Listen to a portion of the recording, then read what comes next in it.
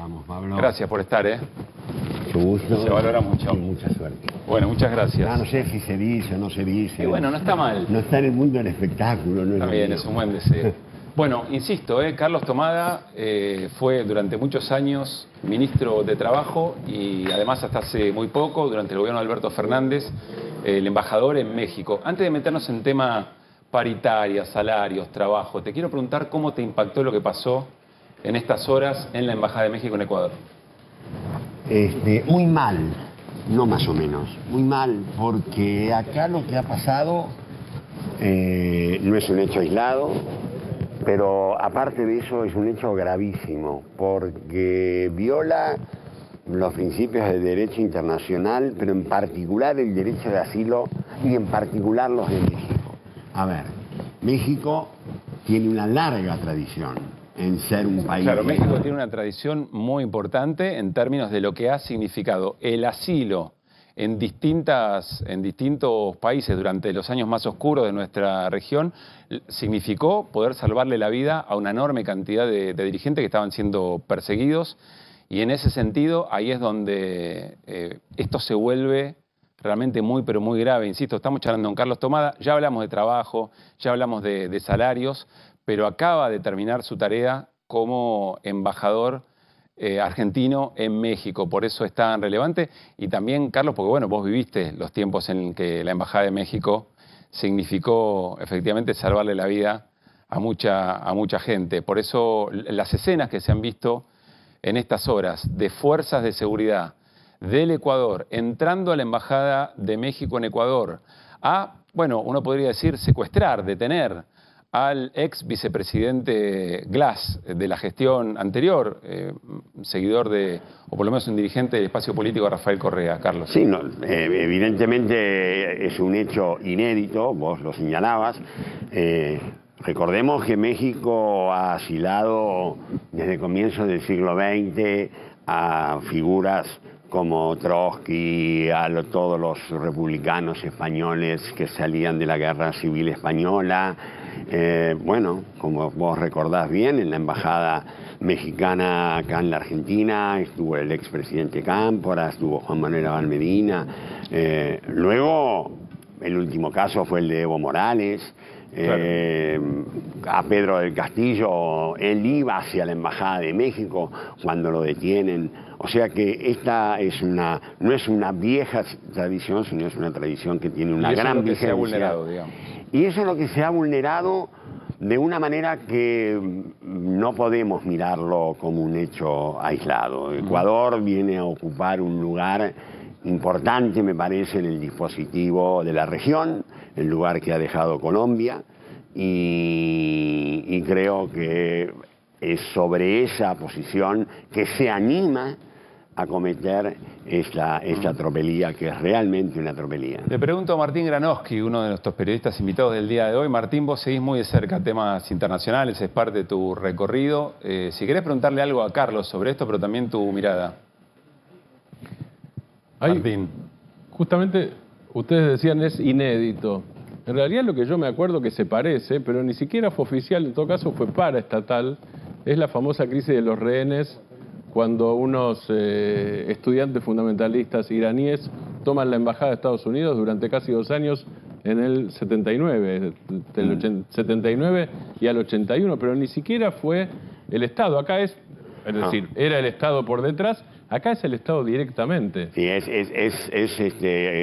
bueno el ejemplo que traes de ahí, pero acá es el Estado, creo que el gobierno, claro, de Ecuador, y además es en Latinoamérica, que es una región donde, producto de su inestabilidad política, esa figura es una figura que ha salvado muchas vidas a lo largo del siglo XX, ¿no? Carlos, yo vi anoche el debate de los candidatos mexicanos a la presidencia. 2 candidatas y un candidato. El tema se tocó muy al principio solamente. Pero te quiero preguntar, además de, esto influye obviamente sobre Ecuador, porque es secuestrar más que apresar, porque esto no es apresar, es secuestrar en una embajada, es violar la Convención de Ginebra y todo el derecho internacional y secuestrar a un asilado en la embajada, o sea, en territorio extranjero. Que durante varias horas estuvo desaparecido, ¿no? que durante varias horas estuvo desaparecido, ¿no? Claro, sí, es un secuestro, digo, tal como lo conocimos en la Argentina. Ahora, ¿esto influye también o trató de influir también en las elecciones mexicanas? No. No. No creo, no tiene... En todo caso, produjo una reacción unitaria en México, país donde, si acá hay grieta o no sé cómo se llama, en México, ni te digo, fue lo que menos me costó entender de la realidad mexicana. Pero en este caso reaccionó unánimemente todo el arco político, rechazando lo que era un atropello a la soberanía. Donde sí intervino en las elecciones de Ecuador, que también hay elecciones próximamente. Bueno. Y hay quien dice que tiene que ver con una suerte de forzar la idea de manodurismo del gobierno de Noboa, lo cual nos lleva a otra pregunta y ya nos viene trayendo a la Argentina.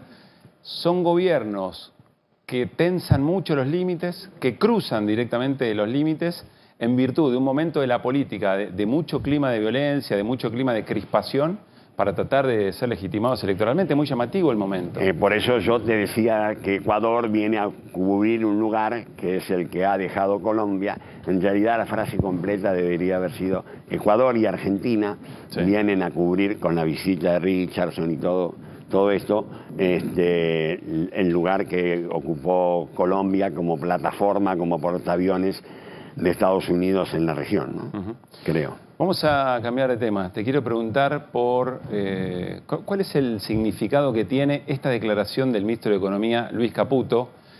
Son del viernes pasado, si no me equivoco, pero tiene que ver con un tema muy propio de tu experiencia como ministro de Trabajo. El gobierno no homologando paritarias, y los argumentos se los dio Luis Caputo y Jonathan Viale, lo compartimos. Sueldos, porque vos dijiste, ahí está Moyano diciéndote, no me pongas techo a la paritaria, homologame el 25% o el lunes, o te paro el país. Le dijo, no se va a mover una hoja, le vas a homologar, ¿el gobierno le va a homologar? No vamos a homologar eso porque tiene que tener, obvio que no, porque tiene que tener una lógica la paritaria. Pero entonces no son paritarias libres. Bueno, no, sí, las paritarias son libres, pero vos después como regulador en la Secretaría de Trabajo tiene que homologar eso. ¿Por qué vas a homologar algo que no tiene ningún sentido? Vos mismo te generás un problema. El Estado no se debería meter en Bueno, pero sueldos. si no se tiene que meter, digamos, no se mete en el sueldo, pero sí está establecido que tiene que homologarla. Si lo que está establecido es que tenés que homologarla, te tiene que parecer razonable lo que tenés que homologar. Podemos discutir si tiene que homologarla o no. Y vos decís que eso se te puede hacer que se te dispare la inflación. Obvio, claro, pero vos tenés que dar algo que es razonable y es compatible con lo que estás haciendo. ¿Qué le vas a homologar? Eso es parte de todo. ¿Cuál es el número para homologar? Eso es parte de todo del equilibrio general. Todo esto está atado. Si yo empiezo a decir cualquier cosa, pasa lo que decíamos mucho cuando teníamos la consultora, que entras en una carrera nominal. Claro. Entonces yo te convalido cualquier cosa, entonces vos convalidás cualquier precio, entonces yo subo la tasa y la tasa le quiere ganar al dólar. ¿Qué estás me gustó la parte esa, si yo digo cualquier cosa. Ahí era Caputo puro, porque la verdad que dijo cualquier cosa. Pero explícanos, ¿por qué es cualquier cosa y qué estás viendo acá? ¿Por qué es grave? Primero, tengo que decirlo, digo, hay un desconocimiento que asusta en este reportaje, digamos, porque está hablando, se contradice primera frase con la segunda frase. Yo lo entiendo, él viene del mundo financiero y el mundo financiero, el tema del trabajo no es un tema importante y él no tiene por qué conocerlo.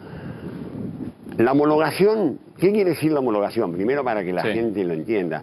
La homologación es una intervención que hace el Estado después que las partes se pusieron de acuerdo. Paritarias libres, las partes negocian. O sea, en este caso, camioneros con las cámaras de absolutamente transporte ya están llegaron a un acuerdo. Sí. Ese acuerdo se lleva al Ministerio de Trabajo para que se homologue y no para que el gobierno diga si da el número o no da el número. Eso no es competencia. Él no sé qué quiere decir con que el Estado no, pero el secretario de Trabajo sí. Ni el gobierno en ninguna de sus figuras, y mucho menos con una declaración de este tipo, puede tener injerencia en esa negociación. Entonces, la homologación lo que hace es que le da la posibilidad de que se aplique a todos los trabajadores y a todas las empresas. Ese es el sentido. Que se universalice de alguna manera ese acuerdo. La homologación lo convierte a ese convenio colectivo en el estatuto de la actividad, el estatuto profesional de la actividad. ¿Y por qué Caputo dice entonces que él no quiere homologar eso? No, bueno, ahí interviene el otro tema. Lo que ha pasado es que, sobre todo con esta negociación de camioneros, es que Camioneros quedó como desfasado en los ritmos que venía negociando. En realidad, estamos hablando de que el último aumento que tuvo Camioneros, suponete, fue en octubre, más o menos, del 14%. Iba a negociar noviembre y diciembre cuando se produjo esta devaluación y esta disparada de la inflación. Y entonces por eso pide 25%. No es ninguna... Sí, no es que pide 25 sobre una inflación de 15, suponete, sino que está tratando de recuperar lo que perdió. Absolutamente. No se zarpó, Moyano. No. Eso es lo que no puede entender. ¿Por qué? Porque Caputo lo mide en términos de lo que está pasando en estos momentos. Como a él el tema de la recuperación de la capacidad adquisitiva del salario no es un tema que le preocupa, ¿sí? Lo único que le importa es lo simbólico, lo que implica dar un 25% de aumento ahora cuando la inflación parece que está en el 12-13. Pero se olvida que los camioneros están todavía con salario de diciembre, salvo que le hayan dado algún bono o alguna cosa. Sí, Hernán. Carlos, a ver, pensado así, se me ocurría... ¿Hay una intencionalidad manifiesta contra camioneros? Hay una política claramente de estigmatización de ese gremio, pero ¿hay una política teledirigida a eso que quizás puede ser un efecto disciplinador para el resto? A ver, no sé. vos viste esto que decíamos antes, que decía Pablo de explorar los límites. Podría ser un intento de explorar los límites de la confrontación, porque Camioneros es un gremio que confronta y que defiende muy duramente sus negociaciones. No le veo demasiado el sentido. Ocurre, y creo que vos sabés, que también está de otra manera el gobierno confrontando con los metalúrgicos.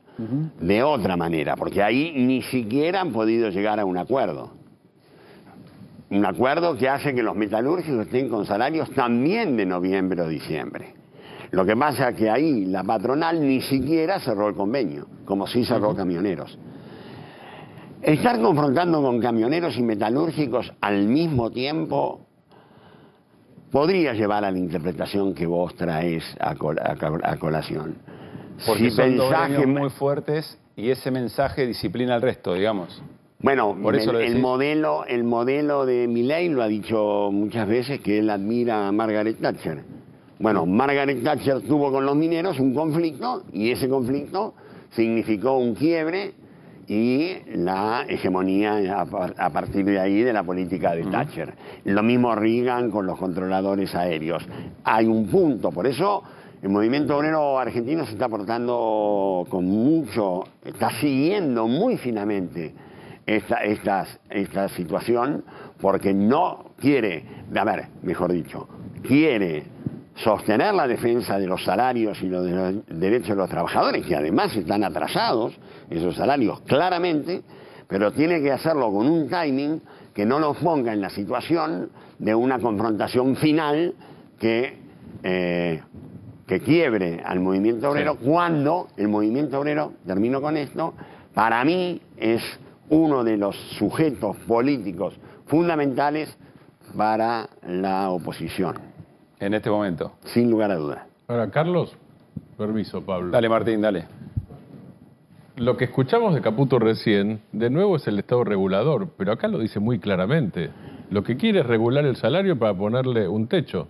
Pero es directamente eso, o sea, que el salario no se dispare, lo dice casi textualmente, que el salario no se dispare porque evidentemente no dice qué variables le dispararía a él a su vez en la economía macro, pero evidentemente quiere decir eso, que no se dispare el salario porque se me va el plan. Le rompe el plan.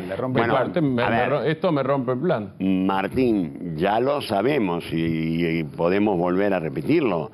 hay claramente una doble vara para considerar al Estado. Una es cuando el Estado es a favor de los sectores dominantes y otra cosa es cuando el Estado es en contra de los sectores más postergados. ¿Cuántos convenios firmaste en tus 10 años fueron de ministro? 12 y medio, 12 y años. 3 horas y 14 minutos, sí. ¿Cuántos? No sé, pero muchos. Pero que 500, 1000, no, 2000. No, muchos. Muchos. Más ¿Dejaste de homologar más de alguna 10.000. Nunca no homologamos un convenio. Eso te iba a preguntar. ¿Nunca dejaste de homologar? Jamás. Eso sí lo digo con autoridad y fuerza. Carlos, te pregunto sobre alguna discusión del peronismo en relación, digamos, al desempeño de lo que fue la cuestión electoral. Hoy el peronismo, una parte dice, bueno, se perdió la elección porque en la gestión anterior no se recuperó el salario. Y otra parte dice, no, fue por los quilombos internos. Perdón el término, pero... ¿Cómo la Pero ves? se entendió. ¿Cómo la ves? ¿Qué pensás? ¿Cómo la veo? Si la veo. A ver, a mí me parece, como concepto general, que solamente echar la responsabilidad de la aparición de Milei a la gestión del gobierno anterior, me parece que achica el análisis. Y vos vas a coincidir conmigo. Este es un proceso mucho más grande que tiene que ver con la región, con lo global y que eso. Algo tuvo que ver, sin lugar a duda. En lo que más tuvo que ver fue en no haber podido corregir la distribución del ingreso que heredamos de Macri. Realmente sé que se hicieron esfuerzos, sobre todo en la etapa de la pandemia, pero después costó mucho. Ese 20% que creo que se perdió de salario durante el gobierno de Macri no se logró recuperar y seguramente se habrá sumado un punto. Yo creo que eso fue un factor muy importante. También puede porque ser... el peronismo, digamos, su aparición en la historia y su razón de ser en el presente es la protección de los sectores más débiles. También pueden ser las dos cosas, Carlos, ¿no? No haber recompuesto salarios y el modo en que se discutió eso internamente, o más bien públicamente, seguro afectó. Pero con el tema, pero otros temas en todo caso. El tema de distribución del ingreso no fue un tema de la confrontación interna. El pago de la deuda social, en todo caso el pago de otra deuda sí fue tema de conflicto. Pero el pago de la deuda social me parece que no fue un tema central de la discusión. La última, Carlos, ¿en qué momento está el peronismo? ¿Y por qué?